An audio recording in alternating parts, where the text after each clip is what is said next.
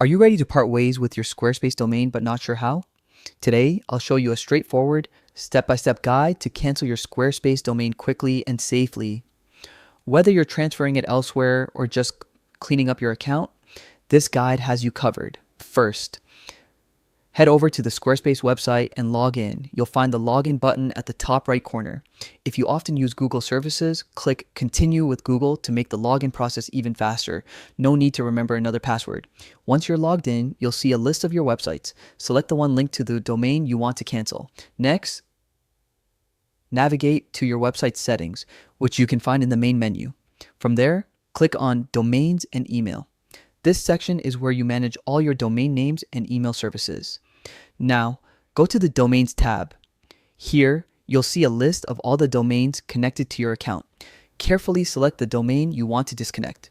Double-check the name if you manage multiple domains to avoid mistakes. After selecting the correct domain, click Disconnect Domain. This step removes the connection between your Squarespace account and the domain. You'll usually see a confirmation pop up to make sure you're not disconnecting by accident. Confirm your choice, and just like that, your domain is canceled. Remember, once a domain is disconnected, Squarespace features tied to that domain will no longer be accessible. If you plan to use it elsewhere, make sure it's transferable and that you've backed up any important content.